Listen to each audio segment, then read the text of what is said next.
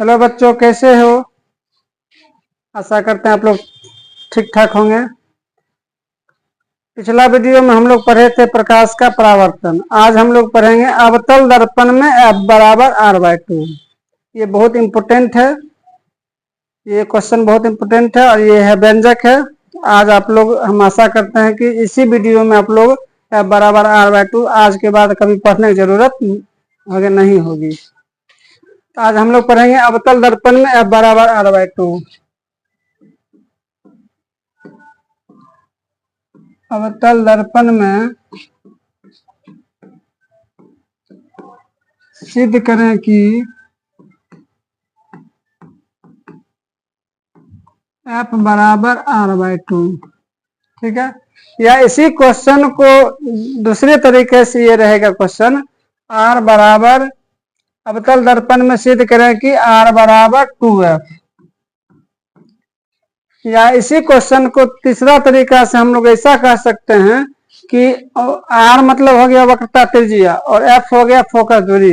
वक्रता त्रिज्या और फोकस दूरी में संबंध स्थापित करें। वक्रता त्रिज्या और फोकस दूरी में संबंध स्थापित करें। तो आज हम लोग पढ़ेंगे अवतल दर्पण में F बराबर R/2 कैसे होगा सो देखते रहिए।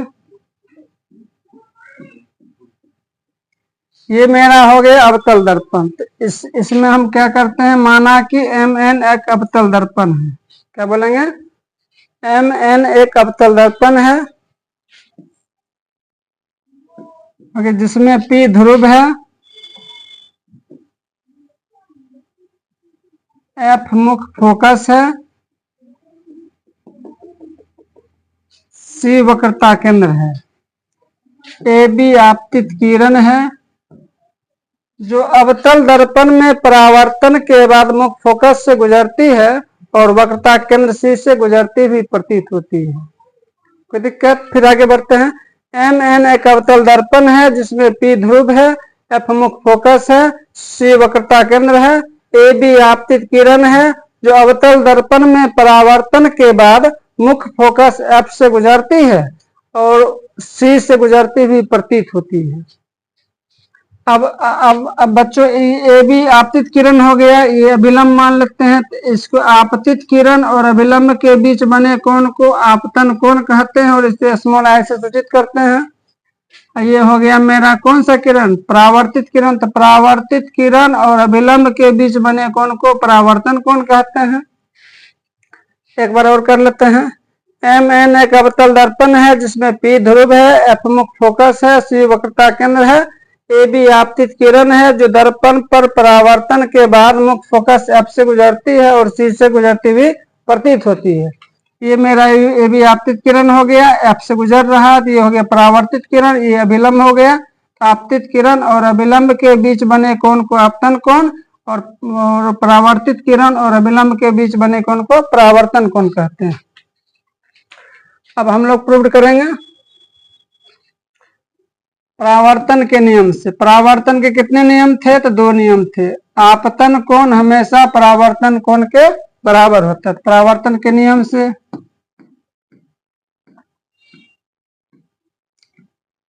से आपतन कोण परावर्तन कोण के बराबर होता है। तो मतलब कोण I जो है कोण R के बराबर होगा। I को हम किस तरीका से लिख सकते हैं? कोण ABC या CBF। गलत। ABC या CBA। कोण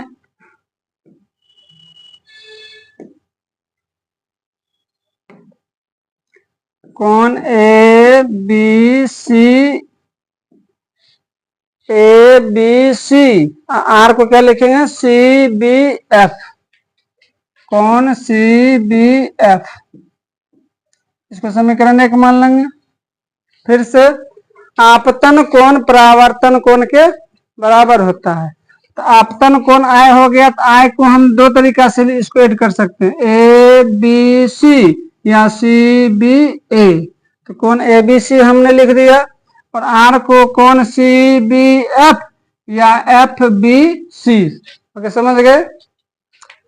अब अब इस कोण आई जो है कोण आई के बराबर होगा, चूंकि ये दो समांतर रेखा हो गया, समांतर रेखा हो गया तो एक का रेखांतर यहाँ बनेगा, तो यहाँ आई है तो यहाँ पर में भी आई बनेगा।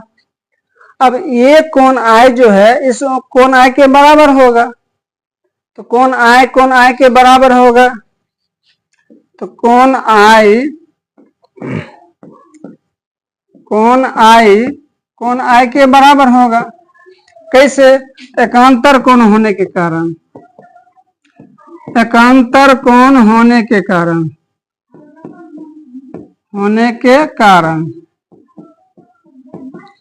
तो इस आई को हम क्या लिखेंगे? कोण ए बी सी, कोण ए बी सी।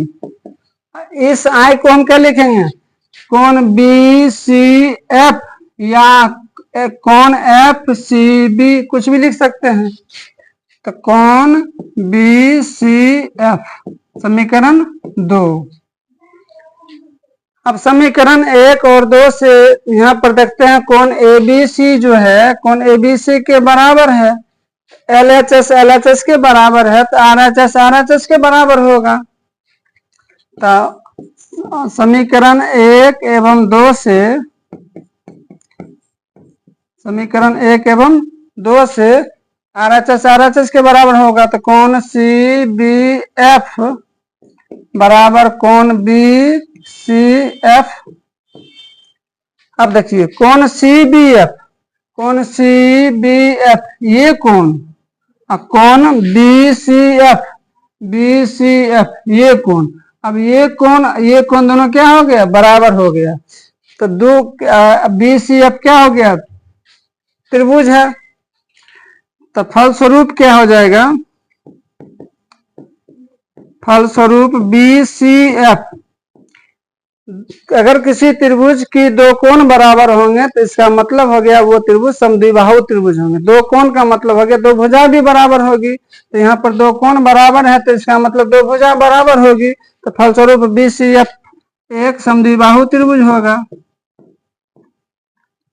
एक समद्विबाहु त्रिभुज होगा।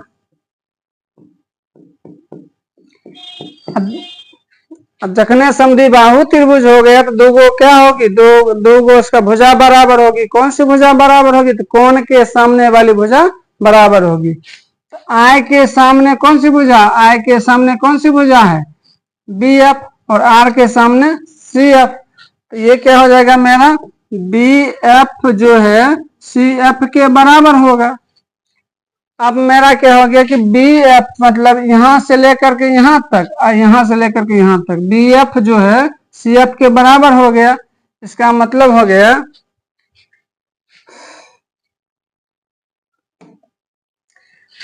बी एफ बराबर सी एफ। अब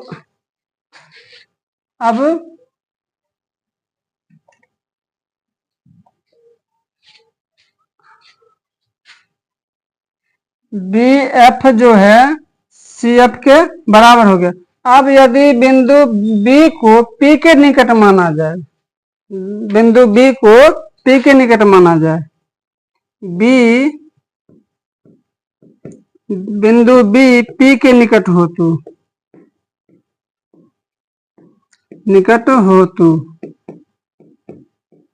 बी पी के निकट होगा, तो जहां पर बी एफ था वहां पर हम क्या बोलेंगे? P F. तो पी एफ बराबर क्या हो जाएगा मेरा? C F. पी एफ बराबर हो जाएगा मेरा सी एफ। पी एफ बराबर मेरा हो जाएगा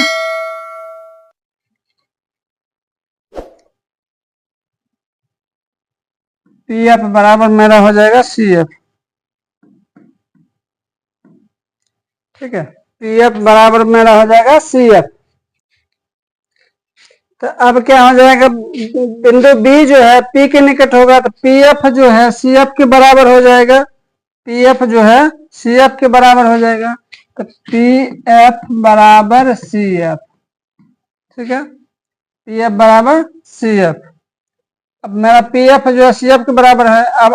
अब मान लेते हैं कि यहाँ से लेकर के यहाँ तक 1 रुपया है, ये 8 आना हो गया, तो 8 आना को हम 1 रुपया का आधा कह सकते हैं ना। तो पी एफ को पी सी का आधा कहेंगे, पी एफ को पी सी का आधा कहेंगे। तो पी एफ बराबर मेरा हो जाएगा पी सी का आधा, मतलब क्या हो जाएगा, पी सी बाय 2। अब देखिए पी एफ क्या है मेरा, पी एफ तो मुख्य फोकस और ध्रुव के बीच की दूरी को कहते हैं फोकस दूरी, और वक्रता केंद्र और यहाँ पर ध्रुव के बीच की दूरी को कहते हैं वक्रता त्रिज्या। तो पी एफ का मान मेरा क्या हो गया, स्मॉल एफ, अब पी सी का मान हो गया कैपिटल आर। तो पी एफ का मान हो गया स्मॉल एफ और पी सी का मान हो गया कैपिटल आर, आर बाय 2, या इसी बात को हम क्या कह सकते हैं, आर बराबर 2 बाय एफ, आर बराबर 2f। अब देखिए यहां से मेरा क्या होता है कि f बराबर r बाय 2, इसका मतलब हो गया किसी गोलीय दर्पण की फोकस दूरी वक्रता त्रिज्या की आधी होती है, किसी गोलीय दर्पण की फोकस दूरी वक्रता त्रिज्या की आधी होती है, और r बराबर 2f का मतलब हो गया किसी गोलीय दर्पण की वक्रता त्रिज्या फोकस दूरी की दोगुनी होती है, किसी गोलीय दर्पण की वक्रता त्रिज्या फोकस दूरी की दोगुनी होती है। अगर कहें पूछ दिया ऑब्जेक्टिव में वक्रता त्रिज्या और फोकस दूरी में क्या संबंध होता है, तो वक्रता त्रिज्या फोकस दूरी की दोगुनी और फोकस दूरी वक्रता त्रिज्या की आधी होती है। That's all, thank you.